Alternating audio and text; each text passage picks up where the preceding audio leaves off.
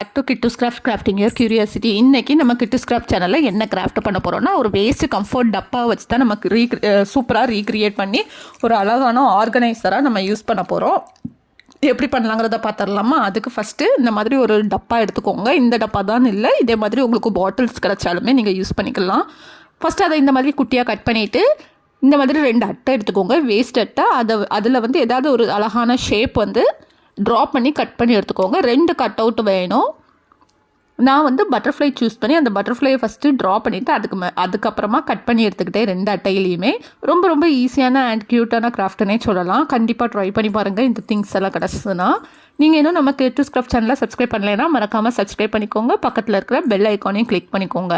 அப்போ தான் நான் இனி போடக்கூடிய வீடியோஸ் எல்லாமே உங்களுக்கு நோட்டிஃபிகேஷனில் வரும்.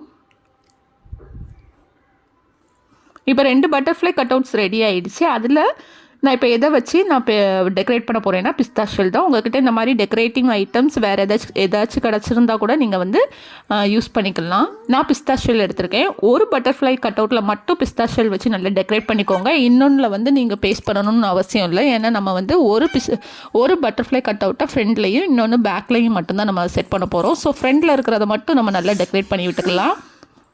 இப்போ அந்த டப்பாவை வந்து ஃப்ரண்ட் அண்ட் பேக் வந்து நம்ம ஒட்டிக்கலாம்.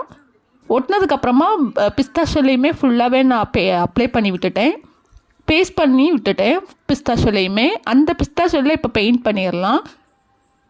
பார்டரில் பிளாக் கலர் இருக்கிற மாதிரியும் சென்டரில் ஃபுல்லாகவே ப்ளூ கலர் இருக்கிற மாதிரியும் நான் பெயிண்ட் பண்ணியிருக்கேன்.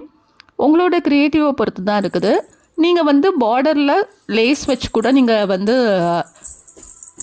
டெக்கரேட் பண்ணிக்கலாம். அதுவுமே பார்க்குறதுக்கு நல்லாயிருக்கும். நான் எந்த அளவுக்கு சிம்பிளாக பண்ணியிருக்கேனோ அந்த அளவுக்கு ரொம்ப ஈஸியாக இருக்கும் இந்த கிராஃப்ட்டு. ஏன்னா பிகினர்ஸாக இருந்தீங்கன்னா கண்டிப்பாக இந்த கிராஃப்ட் வந்து உங்களுக்கு ரொம்ப யூஸ்ஃபுல்லாக இருக்கும். இந்த ப்ளூ கலரை அப்ளை பண்ணிட்டீங்கன்னு வச்சுக்கோங்களேன், அவ்வளோதான் நம்மளோட அழகான பட்டர்ஃப்ளை ஆர்கனைசர் ரெடி ஆயிரும். கண்டிப்பாக இந்த திங்ஸ் எல்லாம் கிடச்சுன்னா தூக்கி போடாமல் இந்த கிராஃப்ட்டை கண்டிப்பாக ட்ரை பண்ணி பாருங்கள் உங்கள் வீட்டில். அண்ட் இந்த வீடியோ உங்களுக்கு பிடிச்சிச்சுன்னா உங்கள் ஃபேமிலி ஃப்ரெண்ட்ஸ் எல்லாருக்குமே ஷேர் பண்ணுங்கள்.